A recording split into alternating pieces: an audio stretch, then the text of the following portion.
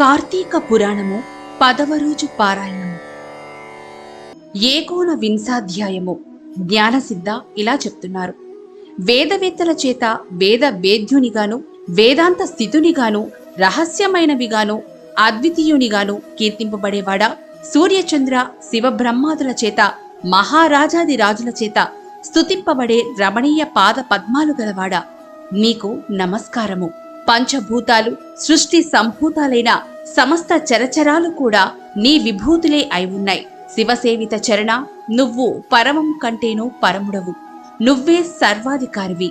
స్థావర జంగామ రూపమైన సమస్త ప్రపంచము కూడా దానికి కారణ బీజమైన మాయతో సహా నీయందే ప్రస్ఫుటమవుతోంది. సృష్టియాధిని మధ్యలోనూ తదంతమున కూడా ప్రపంచమంతా నువ్వే నిండి ఉంటావు. భక్ష్య భోజ్య చోష్య లేహ్య రూప చతుర్విధాన రూపుడవు, యజ్ఞ స్వరూపుడవు కూడా నీవే. అమృతమయము పరమ సుఖప్రదము అయిన నీ సచ్చిదానంద రూప సంస్మరణ మాత్రము చేతనే ఈ సంసారము సమస్తం కూడా వెన్నెట్లో సముద్రంలా భావిస్తోంది. హే ఆనంద సాగర, ఈశ్వర, జ్ఞాన స్వరూప, సమస్తానికి ఆధారము, సకల పురాణ సారము కూడా నీవే అయి ఉన్నావు. ఈ విశ్వం సమస్తము నీవల్లే జనించి తిరిగి నీయందే లయిస్తూ ఉంది. ప్రాణులందరి హృదయాలలోనూ ఉండే వాడిని ఆత్మవాచ్యుడవు, అఖిల బంధుడవు నీవే. మనోవాగ గోచరుడవు అయినటువంటి నీవు కేవలము మాంసమయాలైన భౌతిక నేత్రాలకు కనిపించవు గదా తండ్రి. ఓ కృష్ణ, ఈశ్వర, నారాయణ, నీకు నమస్కారము. నీ ఈ దర్శన ఫలముతో నన్ను ధన్యుణ్ణి చెయ్యి. దయామతివై నన్ను నిత్యము పరిపాలించు. జగదేక పూజ్యుడువైన నీకు మ్రొక్కడం వలన నా జన్మకు సాఫల్యాన్ని అనుగ్రహించు దాతవు, నేతవు, కృపా సముద్రుడవు అయిన నీవు సంసార సాగరంలో సంకటాల పాలవుతున్న నన్ను సముద్ధరించు. హే శుద్ధచరిత, ముకుంద, త్రిలోకనాథ, త్రిలోకవాసి, అనంత, ఆది కారణ, పరమాత్మ, పరమహంసవతి, పూర్ణాత్మ, గుణాతీత, గురు, దయామయ విష్ణు, నీకు నమస్కారము.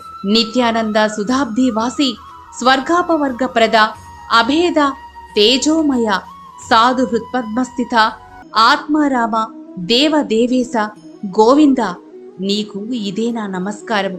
సృష్టి స్థితి లయకర, వైకుంఠవాస, బుద్ధిమంతులైన వారు ఏ నీ పాదాలయందలి భక్తి అనే పడవ చేత సంసార సాగరాన్ని తరించి నీ సారూప్యాన్ని పొందగలుగుతున్నారో అటువంటి తేజస్వరూపాలైన నీ పాదాలకు ఇవే నా ప్రణామాలు. వేదాల చేతగాని, శాస్త్రతర్క పురాణ నీతి కావ్యాదుల చేతగాని మానవులు నిన్ను దర్శించలేరు. నీ పాదసేవ, భక్తి అనే అంజనాలను ధరించగలిగిన వాళ్లు మాత్రమే నీ రూపాన్ని భావించగలిగి ఆత్మస్వరూపునిగా గుర్తించి తరించగలుగుతున్నారు. ప్రహ్లాద, ధ్రువ, మార్కండయ్య, విభీషణ, ఉద్ధవ, గజేంద్రాది భక్త కోటులను రక్షించిన నీ నామస్మరణ మాత్రము చేతనే సమస్త పాపాలు నశించిపోతున్నాయి. ఓ కేశవ, నారాయణ, గోవింద, విష్ణు, మధుసూదన, త్రివిక్రమ, వామన, శ్రీధర, ఋషికేశ, పద్మనాభ, దామోదర, సంకర్షణ, వాసుదేవ, నీకు నమస్కారము. నన్ను రక్షించు. ఈ విధంగా తెరిపిలేని పారవస్యంతో తన్ను స్తుతిస్తున్న జ్ఞానసిద్ధుణ్ణి చిరునవ్వుతో చూస్తూ, జ్ఞానసిద్ధ, నీ స్తోత్రానికి నేను సంతోషభరితుణ్ణయ్యాను. ఏం వరం కావాలో కోరుకో అన్నాడు విష్ణుమూర్తి. హే జగన్నాథ, నీకు నా యందు అనుగ్రహమే ఉన్నట్లయితే నాకు సాలోక్యాన్ని, వైకుంఠాన్ని ప్రసాదించమని కోరాడు జ్ఞానసిద్ధుడు. తథాస్తు అని దీవించి త్రాక్ష్య వాహనుడైన శ్రీహరి ఇలా చెప్పసాగాడు.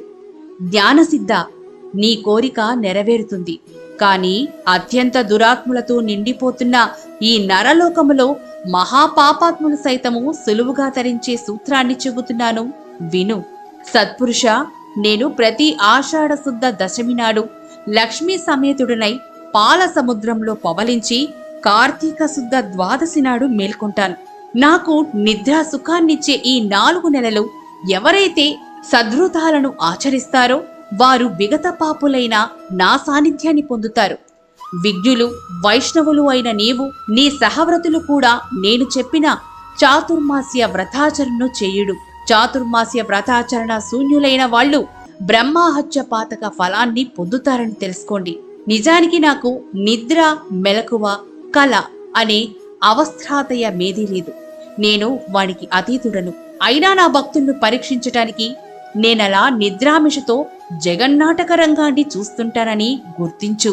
చతుర్మాస్యాన్నే కాకుండా నీవు నాపై చేసిన స్తోత్రాన్ని త్రికాలములందు పఠించేవాళ్లు కూడా తరిస్తారు. వీటిని లోకంలో ప్రచారం చేసి లోకోపకారానికి నడుం కట్టు. ఈ విధంగా చెప్పు. ఆదినారాయణుడు లక్ష్మీ సమేతుడై ఆషాఢ శుక్ల దశమి నాడు పాల సముద్రాన్ని చేరి శేష తల్పముపై శయనించాడు. దీంతో అంగిరస ఇలా చెప్తున్నాడు: ఓయి, నీవడిగిన చాతుర్మాస్య వ్రతమహిమ ఇదే. దురాత్ములైన పాపులైనా సరే హరిపరాయణులై ఈ చతుర్మాస్య వ్రతాచరణ చేసే బ్రాహ్మణ, వైశ్య, క్షత్రియ, శూద్ర, స్త్రీ జాతుల వారందరూ కూడా తరించి తీరుతారు. ఈ వ్రతాన్ని చెయ్యని వాళ్ళు గోత్ర హత్య ఫలాన్ని, కోటి జన్మలు సురాపానము చేసిన పాపాన్ని పొందుతారు. శ్రద్ధాభక్తులతో ఆచరించే వాళ్ళు 100 యజ్ఞాలు చేసిన ఫలాన్ని, అంత్యంలో విష్ణులోకాన్ని పొందుతారు. ఏకోన వింశోధ్యాయ సమాప్తః. 19వ అధ్యాయం వింశాధ్యాయము.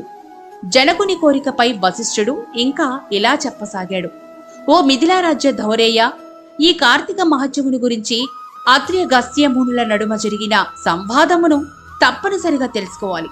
ఒకనాడు అత్రి మహాముని అగస్త్యుని చూసి కుంభ సంభవ లోక త్రయోపకారము కోసం కార్తీక మహత్య బోధకమైన ఒకానొక హరిగాథను వినిపిస్తాను, విను.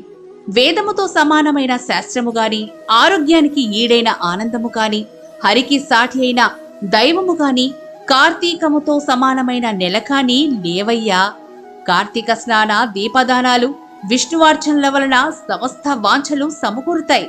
ముఖ్యంగా కలియుగ ప్రాణులు కేవలం విష్ణు భక్తి వలన మాత్రమే విజయ, వివేక, విజ్ఞాన, యశోధన, ప్రతిష్టాన సంపత్తులను పొందగలుగుతారు. ఇందుకు సాక్షిభూతముగా పురంజయుని ఇతిహాసాన్ని చెబుతాను, విను. పురంజయోపాఖ్యానము. త్రేతాయుగంలో సూర్యవంశ క్షత్రియుడైన పురంజయుడనేవాడు అయోధ్యను పరిపాలించేవాడు. సర్వశాస్త్రవిధుడు, ధర్మజ్ఞుడు అయిన ఆ రాజు అత్యధికమైన ఐశ్వర్యము కలగడంతో అహంకరించిన వాడై బ్రాహ్మణ ద్వేషి, దేవ బ్రాహ్మణ భూహర్త, సత్య శౌచ విహీనుడు, దుష్ట పరాక్రమయుక్తుడు, దుర్మార్గవర్ధనుడు అయి ప్రవర్తింపసాగాడు. తద్వారా అతని ధర్మబలము నశించడంతో సమాంతులైన కాంభోజ కురుజాదులు అనేక మంది ఏకమై చతురంగ బలాలతో వచ్చి అయోధ్యను చుట్టి ముట్టడించారు. ఈ వార్త తెలిసిన పురంజయుడు కూడా బలమద యుక్తుడై శత్రువులతో తలపడేందుకు సిద్ధమయ్యాడు. పెద్ద పెద్ద చక్రాలున్నది, ప్రకాశించేది, జెండాతో అలంకరించబడినది, ధనుర్బాణాదిక శస్త్రాలతో సంపన్నమైనది, అనేక యుద్ధాలలో విజయం సాధించింది, చక్కటి గుర్రాలు పూంచినది, తమ సూర్యవంశాన్వయమైనది అయిన రథాన్నధిరోహించి రథ, గజ, దురగ, పదాతులు అనబడే 4 రకాల బలముతో నగరము నుండి వెలువడి చుట్టుముట్టిన శత్రు సైన్యములపై విరుచుకుపడ్డాడు. దీంతో ఏవం శ్రీ స్కంద పురాణాంతర్గత కార్తీక మహత్యే ఏకోన వింశతి అధ్యాయో అనగా 19, 20 అధ్యాయములు 10వ అనగా దశమ దిన నాటి పారాయణము సమాప్తము. ఓం నమః శివాయ.